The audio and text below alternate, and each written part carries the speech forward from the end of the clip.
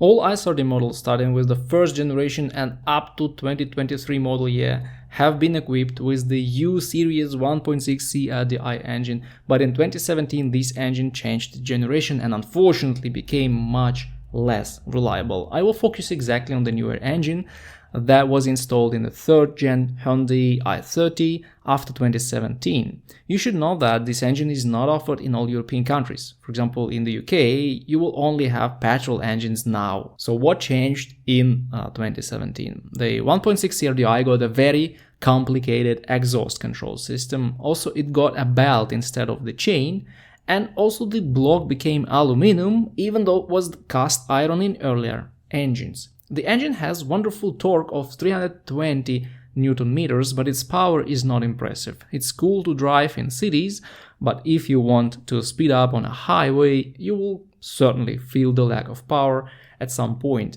Anyway, the i30 is not a racing car, so this is not a big problem for owners. The engine has a relatively simple common rail injection system that just needs good clean diesel to function flawlessly for a lot of years and miles. Also, the simple and reliable gutter turbocharger is a big advantage. There are no phasers, so the head is pretty simple. Probably the biggest advantage is the fuel consumption, which is about 5 liters per 100 kilometers in combined driving cycle, which is great. So what about common problems with this new version of the 1.6 diesel engine in the Hyundai i30? First of all, there are issues with timing belts. They don't last as long as you would want them to.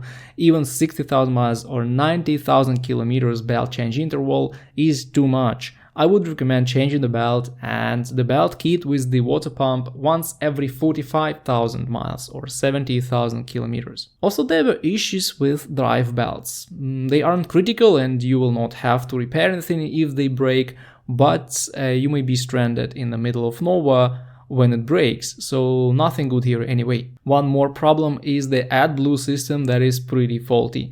AdBlue injectors are not reliable and your car may just stop at a certain point thinking you have no AdBlue in the tank. It's a very common problem, but Hyundai hasn't done anything with it yet and keeps selling these engines with this issue. Also, the updated EGR and DPF systems do seem to be pretty weak. At about 150,000 kilometers, they start causing one problem after another. This eventually leads to EGR valve and DPF replacement, which is not cheap to say the least. And one more high mileage issue is the block problem. I believe the older 1.6 CRDI engine with the cast iron block could easily last 300,000 kilometers. The new aluminum block will last 200-220,000 kilometers and its oil consumption will be wild at this point. Repairing the block is super expensive, so there is no point in investing several thousand euros in this case. So the car may die earlier than you expect. I would also point out the pretty weak 7-speed dual clutch automatic transmission that this engine comes equipped with. If you get the manual transmission, there is no need to worry about the lifespan. But the DCT automatic unit is not that reliable and there have been tons of complaints about its premature death. So summarizing up what I've said before, I believe this 1.6 CRDI engine in its new generation is good for driving about 150,000 kilometers. After this point, you never know when it makes you invest thousands in pretty expensive units. Even though I still think that this is a relatively good diesel engine, it was much better in its previous incarnation for pre-2017 models of Hyundai and Kia vehicles.